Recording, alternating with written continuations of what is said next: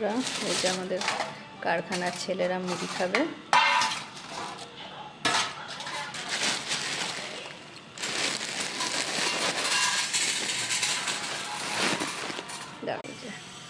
মুড়ি দিয়েছি,